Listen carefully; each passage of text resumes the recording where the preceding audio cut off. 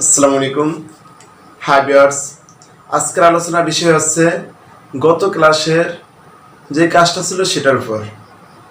তো কাজটা ছিল কি, cot পাওয়ার 4a মাইনাস cot স্কয়ারে ইকুয়াল 1 ফলে প্রমাণ করো যে cos পাওয়ার 4a প্লাস cos স্কয়ারে ইকুয়াল 1।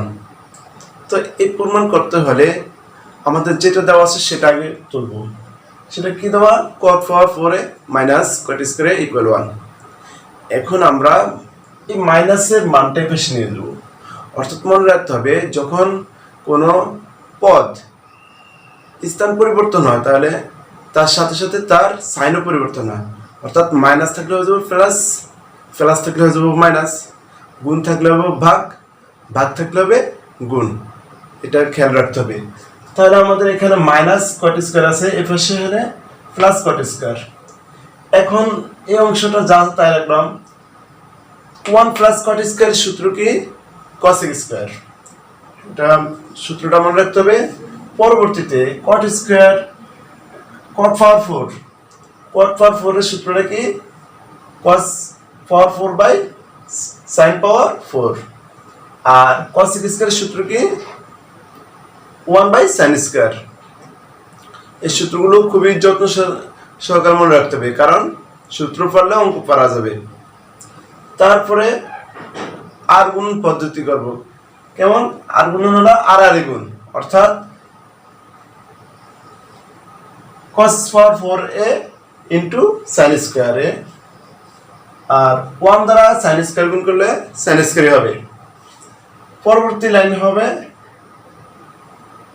এখানে শুধু cos পাওয়ার 4 রাখবো, আর যে sin স্কয়ার আছে সেটাই পাশে, এটা আছে গুণ আকারে, এপাশে গেলে সেটা ভাগ হয়ে যাবে।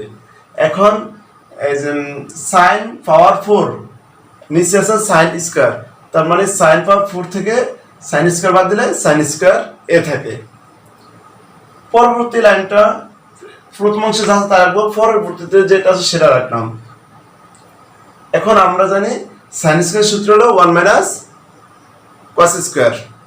তারপরে এখানে মাইনাস থাকে, মাইনাস cos স্কয়ার এর সাথে প্লাস cos স্কয়ার দেব, কারণ স্থান পরিবর্তন হলে তার সাইনও পরিবর্তন হয়। ক্লিয়ার? আশা করি সবাই বুঝতে পেরেছো। ভিউয়ার্স, আজ তোমাদের জন্য একটি কাজ দিলাম। কাজটা হলো কি, cos a plus sin a equal √2 cos a হলে তবে প্রমাণ করো যে cos a minus sin a equal √2 sin a। এই কাজটি সকলে করার চেষ্টা করবে।